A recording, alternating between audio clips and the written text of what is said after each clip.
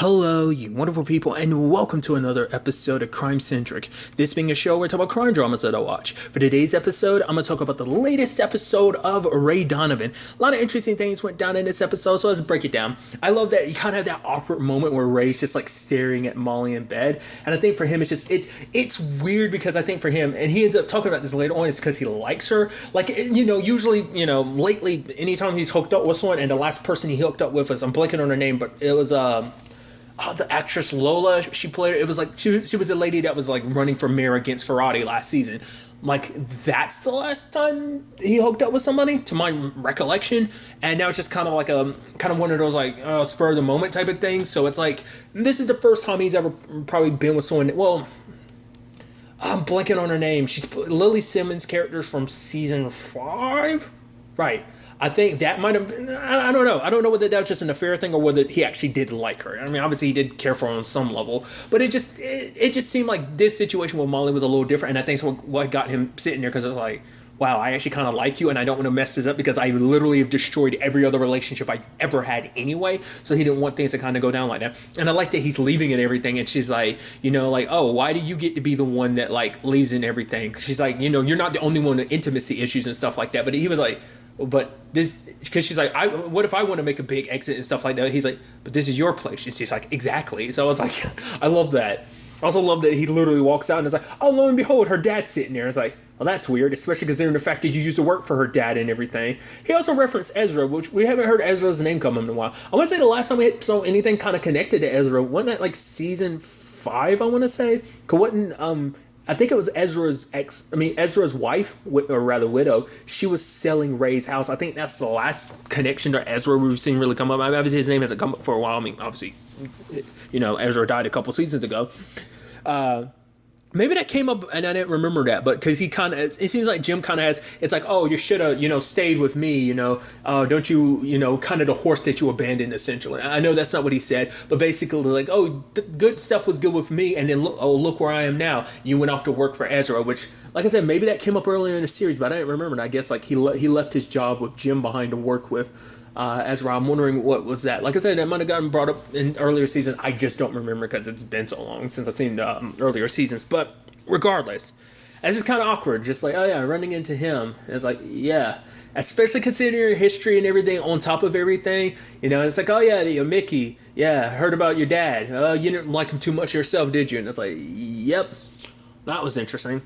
And there's also the whole aspect of like, right, you were blackmailing my son. It's like, well, I gave back all the photos and stuff. I'll pay you off for some assurances. It's like, no, you don't even have to pay me off. It's good. Let's just walk away from it. I'm like, oh, that might be something later on. We'll see. I love that Molly doesn't even bring that up. I wonder, did she just think like, oh, I guess maybe they're such a comfortable family that it just never came up in conversation. Like, right, I was sleeping with Ray. I mean, once again, it's like she's a grown woman. She can do whatever the hell she wants to. It's not like what he says matters. So I just thought it was interesting. It's like your dad's literally waiting outside, and that conversation never circled back around. But regardless, I did like that, obviously, like Ray's sitting down with his therapist and everything, and the whole conversation comes up about, Molly. Obviously, he doesn't talk about her directly, but it's like, oh yeah, here's someone I like. Because for him, it's like, she's nice. She's actually too nice. And he's like, too nice for you? Because he messes up every relationship, and he doesn't want to mess up something like that. Because I think also, like, it's not just he messes up relationships, people get messed up around him. And I guess it's also like, I don't want to drag you into like all my internal stuff that's messed up, because I'm kind of fucked up on the inside. But I think also just all the external stuff are just like, things kind of get crazy around the Donovans. The last thing you want to do is drag someone into that madness, so there's that whole situation all on its own. So I just, but then like it, obviously paying attention to his therapist's hand is like, oh, you have Parkinson's. And then, he's like, yeah, we'll talk about it for now. But it's like, obviously, like, I'm good for now, but eventually, before things, get too bad, I'll, hook you up with a new therapist. He's like, what? It's like, yeah, because obviously the time's going to come where I won't be in a condition where I can work with you anymore. And I think that got him thinking about Terry, which I don't know if he's ever brought Terry up. Like, he's brought up probably conversations and stuff like that, because I don't even think, because like he didn't make any remark about the Parkinson's. So I'm like, it must be that Ray's never brought up the fact that Terry has Parkinson's, so. But I think it got Ray thinking about spending time with Terry, because it's one of those things, and I think it's a very, it's a life lesson. I think, it's always that thing you kind of reminded of, but you kind of forget. It's like, the people around you aren't going to be there forever. And I think for Ray, it's one of those things you kind of take it for granted, where you're just like, oh, they're going to be here. Like, Terry's going to be around forever. But, it's like his condition will eventually make it so he will die. And I think that's just something Ray's never really, thought about. He's been so caught up in his own situation to be like, right, I haven't really been there for my brother considering all that he's been through. Fact of the matter is, we need to spend time together because we never know. Especially because, probably often it is, it's never probably there. It's probably somewhere in his mind, but I don't know if it's necessarily at forefront. But like, subconsciously, he has to be thinking about the whole Abby thing. It's like he probably thought, Abby's going to be there for the rest of it. We're going to grow old together. They didn't have that opportunity, So it's like life can like bitch slap you at any point in time. So it's like, enjoy people while you have them, because no one's ever going to be there forever. And like I think that's a lesson that we could all kind of take away from. I think we have a tendency to forget from time to time. So it's always nice to have a bit of a reminder. Love the people you love while you can. They won't always be there, and you're always going to wish you had more time. So, it's always going to be that type of situation. So, him spending time with Terry, I thought was kind of a neat element to the episode. Him even getting Terry his medicines, like, you got to take care of yourself. Maybe on some level, Ray's also thinking, like, maybe I won't be here forever, and I need to make sure that my brothers are taken care of or something. I don't know, especially Terry, considering Terry's the one in the most medical need right now. So I just thought that was kind of, that's one way to think. I think it's more so the former, but hey, it could be the latter as well, But, it's like, man, you ain't even got no food in here. It's like, do I have beers in here? Yeah, you got 3 of them. Then I'm fine. And it's just kind of like, yeah, I've refilled your pills. And he's like, fuck you. Go ahead, take the pills. It's like, well, give me a fucking beer then. So I just thought, it's neat because I feel like Terry and Ray haven't spent a lot of solo time together. I don't remember what to be fair, they haven't always been on the best terms. They've been better terms recently, but obviously, like, the whole Abby situation kind of caused a big divide in the family. Definitely amongst Ray and Terry, but I think it was something they never really talked about. But I did like, it's like, oh, I got to go pick up my car because, it's been found it at the... where it's been at the where it was impounded. I'm sorry. Impounded was the word I was looking for. And he brings Terry along because it's like, I use this as an excuse to kind of do a little family bonding. The fact of the matter is they talk a little bit. So it's like, oh, so you're in therapy and stuff like that. I mean, is it working? He's like, I don't know, maybe. It's like, oh, maybe you should talk to him. It's like, why? Well, hey, he has Parkinson's. Oh, I should talk to him because he has Parkinson's? It's like, no, you should talk to him because he's smart. But it's like, obviously, Terry's like, therapy's not for me. It's like, I think Ray might be the only Donovan that's ever really gone through therapy. I mean, obviously he went through anger management. He went everything with, oh God, what was that priest? The whole Hector thing. The priest that was working with, like, Hector was working with that dude.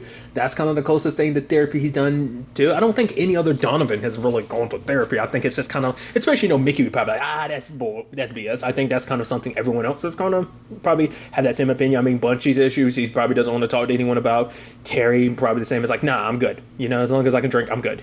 So there's that whole thing. But then I did like that kind of conversation. And I like that it seems like that's kind of an element that I feel like Bridget's always been a story element that's always kind of gotten talked about a little bit, but it's never been the biggest storyline. I think this is the most they've ever really talked about Bridget in the entire series, in my recollection. And the fact of the matter is, like, even, Terry bringing up this story, well, he even said, because Ray was like, yeah, I even talk about Bridget. He's like, yeah?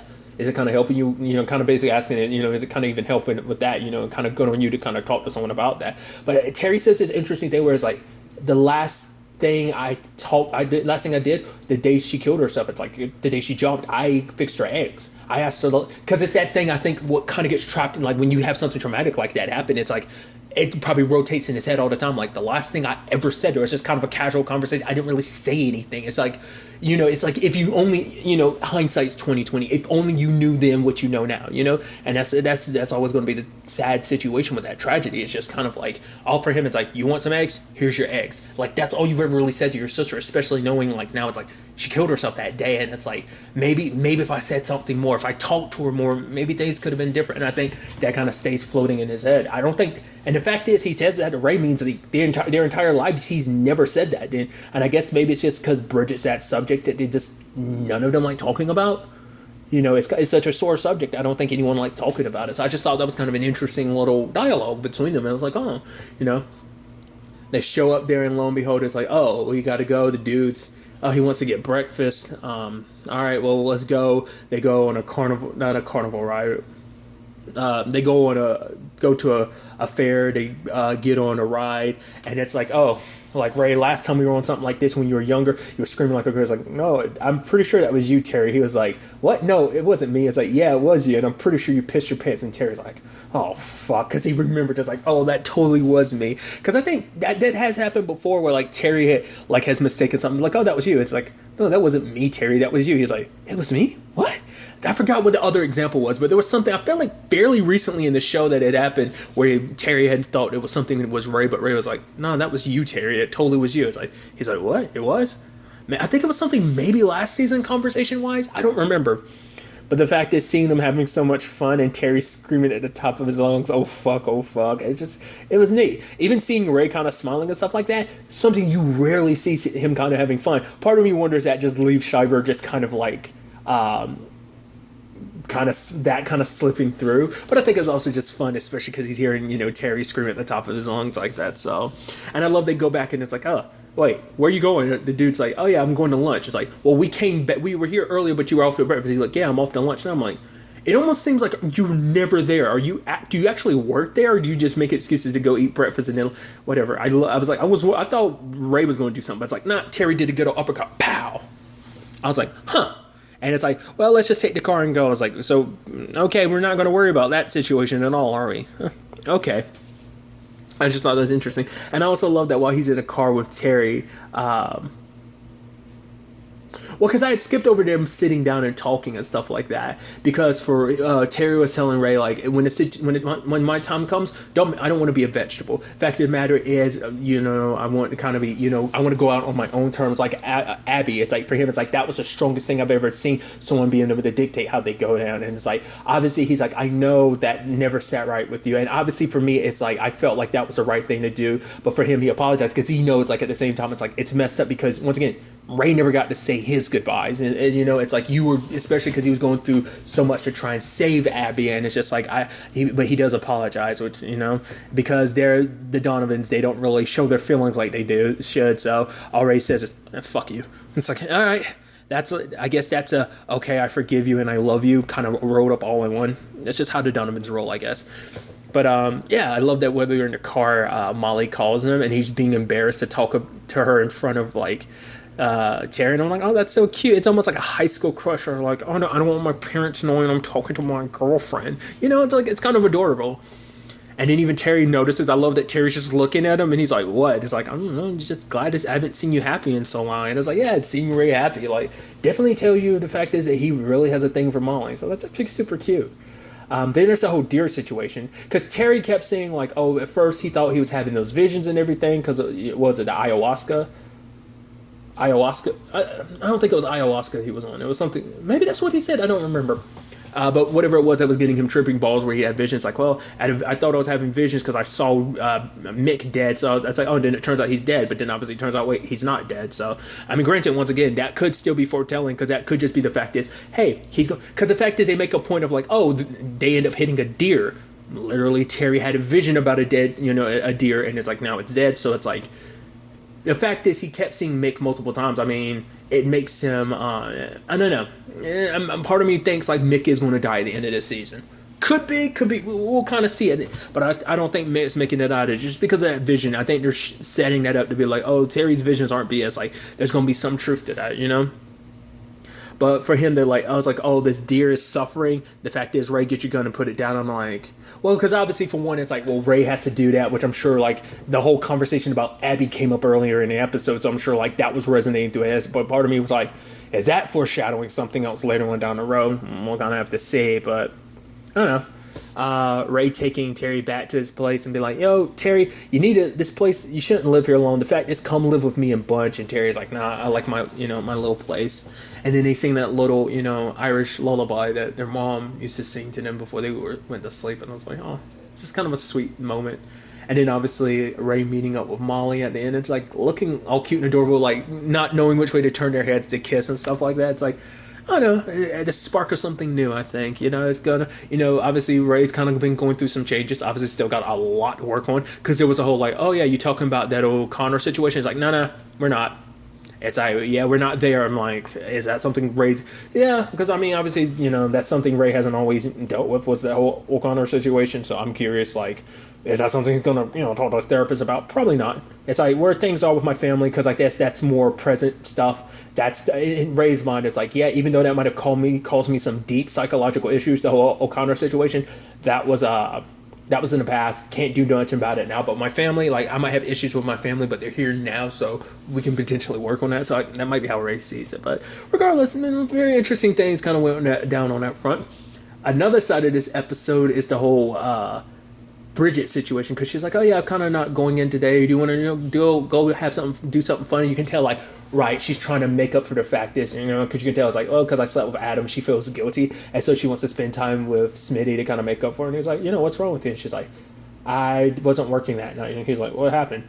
I slept with Adam. He's like, what? She's like, I slept. He's like, no, I heard you. And he starts kind of crying, and she's like, no, don't cry. Like, she says, do anything, yell at me, hit me. He's like, no, I'm not much of a yeller, I'm not a hitter. Because the fact of the matter is, it's that thing, I think it's almost like the guilt of, like, do something to me, call me a piece of shit or whatever, just because if he gets it all out, then maybe she thinks, like, hey, if he's yelling at me, he calls me on this, because I think in a sense it's trying to alleviate you. Truth be told, I think maybe from a psychological standpoint, you could be like, oh, that's just someone trying to alleviate their own guilt, because you want someone to yell at you so you can be like, right. So you can ease your consciousness a little bit by being like, now they know, and they're pissed at me. But also I think you could look at it as like, if he's yelling at me, and maybe it's like, once that's all out, maybe he'll be willing to talk to me, maybe he'll forgive me, type of thing. But obviously he kept it bottled in, and she was super pissed about it, because it's like, she's just kind of like, oh, you're not going to do anything, and she kind of walked away pissed, which is almost like, you're pissed in this situation when you told me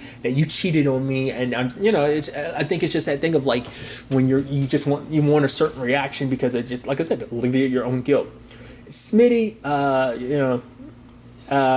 once he got that call from Adam, it was just like, no, we'll come and handle that. And Smitty grabs a bat and some liquor. I'm like, yo, this is where I start piecing stuff together, because I remember seeing Smitty beat someone up in the trailer. I'm like, oh, it's gonna be Adam. It's about to go down, and that was a lot more brutal than I thought it was gonna be. Smashed up his truck's windshield, and it's like, that she's my wife, she's my fucking wife, smacked him multiple times. He's probably not going to be playing guitar soon, because I'm pretty sure Smitty hit his hand and his arm. Like, Smitty fucked him up, dude. That's gnarly. Obviously, he gets arrested. Bridget's the one that kind of bails him out. I was like, oof. And it's like, well, isn't this what you wanted? You want me to be like that? Well, I'm like this. She's like, I didn't mean for it. He's like, go fuck yourself. So... And I think she was looking for Ray and Bunchy later on, because she wanted to talk to them about everything. But it's like, I don't know, man. Because I'm sure it's crossing her mind. Like, because obviously she made that whole point to her dad. And what did her dad say to her? It was like, if you don't want to cheat, then don't cheat. But now it's like, now it's probably the whole thing of trying to figure out, like, well, why did I cheat in the first place? Did I compromise my marriage? Like, Smitty's been nothing good to me, so it's like, why did I? I'm sure all those things are going to race to her mind, which I'm not, I'm not trying to bag on her. It's like, oh, look at Bridget, how could you? It's like, people cheat. It happens. It sucks, but it is what it is. I'm not going to, like, pull down on her more for, because I think she's, once again, I said, it's kind of like a byproduct of their family. Like, Mickey cheated. Ray sure as shit cheated. So it's almost, like I said, in an effed up way, it's almost in your blood, which I'm sure someone could make an argument for that. But I just think, like, it's a whole cycle of, like, when messed up stuff happens in your family, like, especially coming from such a very, very dysfunctional family, of course you yourself are going to end up very dysfunctional. Hell, I even think Smitty's becoming dysfunctional. It's actually interesting, I thought about too? We don't know that much about Smitty. Well, for one, Smitty's like her longest relationship. That relationship has spanned into its third season now. Like, none of her other relationships have lasted long. I mean, to be fair, she comes from some pretty messed up relationships, whether it be like her teacher she was having a relationship with, home dude from, I think that was like season 1, wasn't it? Like, the dude who was a rapper, like, she ended up dating him, and he ended up dying. She was literally in a car with him when that happened. So it's like, once again, like, she's been through some stuff, so maybe that kind of contributes to the whole situation too. Like I said, it's the Donovans aren't the most, mentally healthy family, just kind of put it at that. So, like I said, it's just kind of a byproduct of that I was about to say atmosphere. I guess that's kind of the word and there's another word I'm looking for. A byproduct of her environment. That's the word I was looking for, you know. So, you know, we'll ultimately have to wait and see where things kind of go from there. Is Smitty going to, you know, are they going to be able to work that out or not? You know, we'll see. Especially because Smitty's got, I'm sure he's gotten so used to he's calling Ray daddy. He's like, please stop calling me that. I love that. That's a thing. But other than that, then there's the whole Bunchy side of the story, which obviously Bunchy gets a call from the mom of the boy he shot, and it's like, for her, it's like, oh, you're suing me? He's like, what? No, I had nothing to do with that. I threw that I didn't realize that's what he threw away in the trash can. I thought it was like that pamphlet he got. I was like, no, he threw away the contract that he was supposed to sign, because basically in the long run, because I get, you know, because he talks about it later on, I guess they shifted the narrative to make it seem like different things went down, but Bunchy's like, I'm not going to sign something that didn't agree with what went down, especially now that he knows, like, they're trying to, well, because the paperwork was basically setting up a lawsuit to sue her and her son, and it's like, for her, it's like, we're already going through so much. I'm trying to get my son into a new place so he can see this surgeon who will work on it, because obviously if they don't get the best of the best, her son's going to be in a wheelchair for the rest of his life, and obviously she doesn't want that. So Bunchy, you know, obviously, you know, gets fired because the company, it's like, oh, the fact of the matter is, if you don't, like, we have our policies about, you know, if there's a robbery and stuff like that, and Bunchy handled things a different way. Like, if you're not going along with the narrative we're created and you want to keep things as they are, then you're fired, because the policy is we don't handle, you know, robberies that way. Which obviously Bunchy is like, fuck the company and fuck you. I love it as he's walking by the window, he's like, I was on TV. I'm like, I love you had to add that in. That was nice. But to kind of, and then I kind of started piecing it together, right? It's like he's going to get money for her. So I figured, because I saw the scene of, like, in the trailer when he's taking the mask off. It's like, right, so you're starting to rob places. In particular, he's robbing essentially the company he worked for. So that's kind of the whole point. He gets about 17 grand. He brings it to her, and they're basically trying to kind of bribe the doctor to be like, yo, here's some money, like, kind of leave this off the record, but you kind of handle this. But for him, it's like, yeah, but the fact of the matter is, even if you pay me, even if I were to take this money, the fact of the matter is the bed, like the medical stay of him staying there overnight, those multiple days, because, you know, recovering from the surgery and everything, it'd be too much for you, so he's fine where he is. Because even she was like, the fact of the matter is, if you really believe, would you let your own child go to where my child is? And it's like, he didn't answer, so it's like, oh, so it's a shitty place in comparison. So you admit, like, where we are right now would be, where we're trying to send him to, we're trying to send him to, you would be a better place. But I'm curious to see what, you know, Bunchy does. And once again, it's interesting that they became allies through this whole complicated thing. I don't know if she's necessarily forgiven him, but I think it's a thing of, like, Bunchy is trying to help, and I think that in itself goes a very long way in her eyes. So, especially because I think it's a thing of probably recognizing, like, I know what my son did, but, you know, Bunchy recognizes what he did. It's like, I didn't have to do what I did. Once again, and this was kind of something I meant to kind of, like, lend itself into, like, the whole Smitty thing. The point I was trying to make is we don't really know Smitty. The fact is that he, maybe we learned a little bit about him in season 5, but I still feel like there's not much we know about him. Like, we've come to know the Donovans. We haven't really known Smitty like that. Maybe there was stuff earlier on that kind of really talked about his life and his family and stuff like that. I mean, we know a little bits here and there, but, like, obviously, was it last season, the money he owed and, you know, got beat up for it, and obviously Ray helped him out with that whole situation. So other than that, like, stuff like that is all we kind of really know. So he's kind of a bit of an enigma, so it's just interesting to see, like, oh, he's kind of got a little bit of that Donovan in him. Maybe he spent so much time around the Donovans. I mean, to be fair, everything they were doing last season, so his anger got the best of him, kind of like a Donovan, and, you know, he ended up kicking Adam's ass. But part of me wonders, like, is that kind of spending so much time around the Donovans, that kind of rubbing off on you, or is that already something he was already kind of, like, he already had that buried deep inside, and it took this moment? Because Smitty's shown instances of, like, because obviously there was a dude that Ray was kind of stomping out last season that, like, Smitty jumped in, and it's like, obviously he seems like a very soft-hearted person, you know, he's a very passive person, but, like, I think even he, you know, has his limits, essentially. Like I said, maybe spending so much time with the Donovans made him be like, nah, I'm not about to let that slide, type of thing. So once again, it was kind of the whole point I was trying to make, but, like, the whole thing of, like, you know, but kind of getting back to the point I was trying to make, I think, you know, it's just that basically Bunchy kind of gave into that Donovan side of himself. So I just, you know, I'm just curious to see kind of where that story ends up taking itself. I'm like, is there something that's going to come out between them, or is it just Bunchy trying to do what he believes is the right thing? You know, I'm curious to see kind of where that goes. And then finally, there's everything with Sandy, Mick, and Daryl. Well, first of all, they're torturing this dude, trying to get info about the job all those years ago with Jim Sullivan. So Mick's trying to keep the fact is that he's dead, and obviously he's torturing the dude and finds out like, oh, there's some dude O'Malley that was a part of this whole setup. All right, we're bouncing.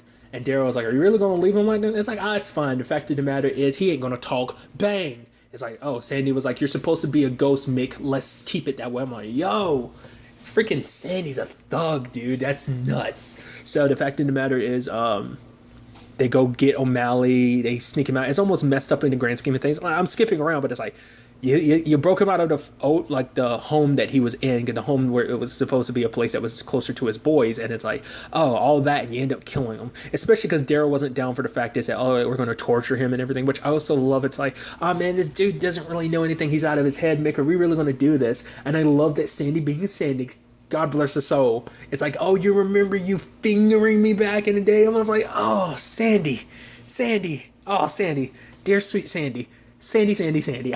I can't help it. I'm like, you're easily warming your way into my heart, Sandy. I love you. But they're torturing O'Malley. Well, because they're trying. Well, at first I love it. It's like, all right, bring him over here. Daryl's like, what are you going to do? It's like, oh, I'm going to electrocute him. It's like, Dad, I don't think that's a good idea. And I'm like, oh, this is going to end bad. Part of me was like, they're going to electrocute him. I almost half expect it's like, oh, when they're going to electrocute him, they're going to either hey, he's just going to straight up die, which is kind of better than what I'm thinking. A part of me is like, some part of my brain was like, don't tell me, it'd be kind of messed up if they end up like making his head explode or something like that. I figured, I was like, oh, this is one asinine plan you're coming up with, Mick. But Mick's like, oh, the brain's not, but electricity will kind of get fired. I'm like, oh, this isn't good. But it's like, oh, O'Malley's going. I'm like, oh, what happened with that? Oh, he ends up attacking everybody. He ends up attacking Mick. He throws Daryl into Mick. And then, like, he comes running at Sandy. She's like, what the fuck? He picks her up and he's running like he's got a football. And she's like, what the fuck? And they go after him. Daryl tries to land some blows. O'Malley, for an old dude, can take a hit. You know, I guess he was a bruiser back in the day. But it's like, yo, Mickey tries to land some hits. So do Daryl. Kind of doesn't do anything. And it takes Sandy bashing him over the head with a rock. Then they proceed to torture him because it's like, oh, that knocked some sense into him. So like, oh, let's light him up a little bit more. And it's like, oh, it was Jim. Jim was the one behind everything. I have some recordings, so that's why Jim left me alone. Yada, yada, yada. But he's dead, which obviously Daryl's like, I didn't sign up for this. You have to be like, if you're done pissing yourselves, let's get out of here. So I thought that was kind of interesting. And I love that conversation where, because for Mickey, it's like, if they hadn't screwed me out of that deal, I'd be a billionaire now because I could have taken that money and could have made more money. But Sandy makes a reference to something saying like, oh yeah, like I think a song or something references the fact is, if I had all this money, I'd most likely spend it on women, booze, and all this stuff, and then spend it on other stuff I don't need. Basically, you'll end up burning your money away, which Mickey was like, that's not like me. And then Sandy super glares him down, being like, shut up, Mickey. That's it. Even I was like, Mickey, that describes you to a T. You would have blown that money like crazy, especially who you were back then. But once again, he's trying to make it seem like, oh, like if I had actually had that money, me and Claudette could have had a life. The fact of the matter is me and Daryl. But at the same time, it's like, you say all that, but what about your other kids? I think you're forgetting about your other kids and, you know, the kids connected to the woman that you kind of left to die of cancer. You know, I think you kind of want to worry something about that, but, you know, Mickey's a straight up dreamer, and you know he gets so caught up in the fantasy that I feel like he lets other aspects kind of end up sliding. So, but you could tell just in the back, Daryl's just kind of through with it all because it's just like, I think it was exciting at first. It's like, yeah, Pops just want me, but now it's just kind of that thing of like, right, Mickey's nothing but trouble. It's like, why do I let Mickey always drag me into his asinine schemes? Now some old dude is dead. Now Jim knows that old dude is dead because it's like, oh, he was kidnapped and O'Malley was kidnapped and murdered. Also, it turns out O'Malley I guess he was a dirty cop back in the day because it's like, oh, he's a former cop. I was like, oh. And so like, if Jim knows that to be the case, he must know this has something to do with Mickey at the very least, or at least have something to do with the Donovans, obviously raised in his life, and all of a sudden O'Malley drops dead. Then probably going to find out about Home Dude, and it's like, oh yeah, that's probably going to turn into something as well. Probably finding out like, oh yeah, Home Dude is dead. Jim will probably start piecing the pieces together. So I need to look into it. The actor who plays Jim Sullivan, he looks so familiar.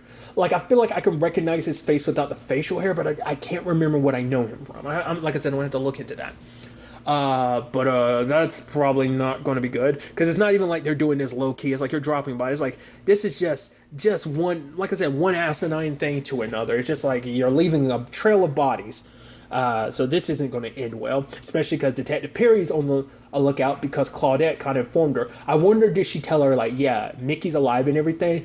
He's with my son. Do not drag my son in this. You can take down Mickey, but promise you're going to leave my son out. Because she was also looking up Daryl's file, so I'm assuming it has something to do with that. Like, but obviously maybe Daryl's going to be a little more receptive. Probably not, because still, like, no matter what, that's still his dad, so he's not going to rat on him. So there's that. They also set up this other interesting thing too, a little bit about the Sullivan family, where it's like obviously Sullivan's sick. So the fact of the matter is he's giving Kevin a certain amount of stuff. He's giving Molly control of other stuff. And his other son, Declan, is not getting any. He's like, oh, you're getting a certain amount of money, but it can only be given to like the kids and stuff. Like he gets shortchanged in the grand scheme of things.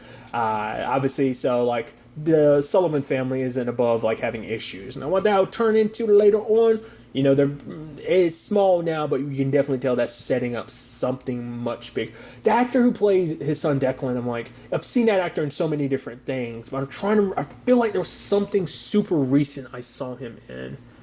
It wasn't the Ozark, was it? No, I don't think it was. No, it wasn't the Ozark. It was I feel like I said, he's one of those actors, you've definitely seen him from time to time. I just feel like there was something fairly recent I saw him in, and I just don't remember what. I feel like it was a crime drama, but like I said, I can't place it. Well, whatever the case may be. Like I said, I feel like the storyline's starting off small, but I'm sure there's going to grow into something much bigger later on. So we'll ultimately have to wait and see. I'm curious to see where all this ends up taking us going forward into the next episode. But really, that's all I want to talk about. So the next time we meet, be happy, be safe, live life to the fullest, and enjoy it. Good day and good